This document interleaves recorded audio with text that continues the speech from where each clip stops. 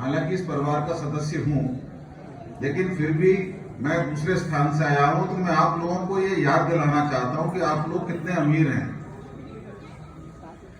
आपकी अमीरी यहाँ पे लगे हुए चित्रों में जो दिखती है ही है। मंचासी बाबूजी दोनों, आदरणीय वाजपेयी जी और रोहतास अग्रवाल जी और जितने वरिष्ठ अधिवक्तागण, लेकिन इन सब बातों के बीच मैं आपको पुनः ये यकीन दिलाना चाहता हूं, जैसा मैं हमेशा दिलाता हूं, कि संविधान और कानून की रक्षा के लिए न्यायपालिका है। न्यायपालिका क्या है? सिर्फ यहां पर जो 60 जजेस बैठ के काम कर रहे हैं मेरठ में, वो न्यायपालिका नहीं है। इन 60 जजेस के साथ जितने अधिवक्तागण कार्य कर रहे हैं वो सब मिला के न्यायपालिका बनती है।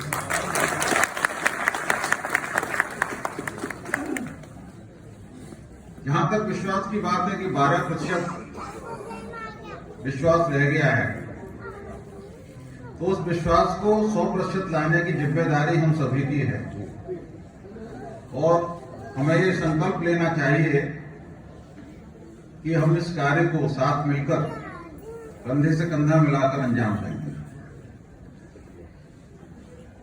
जहां तक देश प्रेम की बात है, मुझे नहीं लगता कि देश प्रेम में कोई कमी आई है। आप लोगों की भारी संख्या, लेक साहब का 8 किलोमीटर दूर साइकिल चलाकर आना, जब्बार साहब का हर एक कार्यक्रम में उपस्थित होना,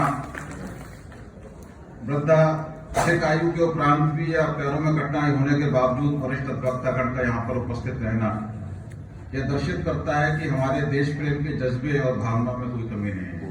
देश प्रेमियों, हम आपस में लड़ बैठे तो देश को कौन संभालेगा? कोई बाहर वाला आके अपने घर से हमें निकालेगा। तो हमारा उद्देश्य ये होना चाहिए कि हमारा भाईचारा बना रहे हर समय। अरे भावना ये होनी चाहिए कि ईद मेरी है और दिवाली तेरी है। बहुत बढ़िया। इसी भावना के साथ हम लोगों को आगे बढ़ना है।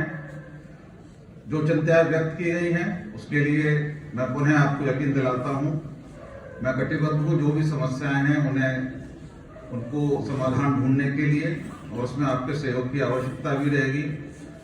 हमारे त्रिपाठी जी ने कहा कि हम कचहरी को न केवल भौतिक रूप से बल्कि एक जो जिसे कहना चाहिए दूसरे रूप में, मानसिक रूप से भी हम इसको बहुत सुंदर और स्वच्छ बनाएं। मैं एक बात और कहना चाहूंगा। मैं बहुत छोटा था, मेरे पिताजी मुझे कचहरी ले जाते थे विभिन्न कार्यक्रमों में, और वहां पे मैं ये देखता था कि पुराने जमाने में एक रिवाज था, और वो रिवाज ये था कि जो जूनियर अधिकारी और नए अधिकारी होते थे, सीनियर अधिवक्तागण वहां पे जाते थे। आजकल नहीं जाते। क्यों जाते थे? कि उनको सिखाएं। नए अधिकारी गण को कानून की जानकारी, उसकी एप्लीकेशन किस तरह से होती है, उनको किस तरह से बिहेवियर करना चाहिए, ये बताने का कार्य केवल वरिष्ठ न्यायिक अधिकारीगण का नहीं है। बार अपना ये दायित्व मान के चलती थी कि नए अधिकारीगण को, जो वरिष्ठ अधिवक्तागण है, वो जाके बताएं।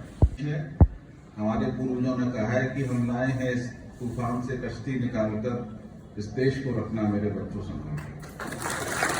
ये जिम्मेदारी हमारी है, हम सबकी जिम्मेदारी है।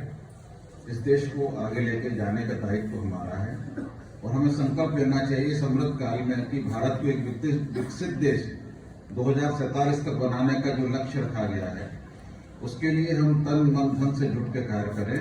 जय हिंद, जय भारत।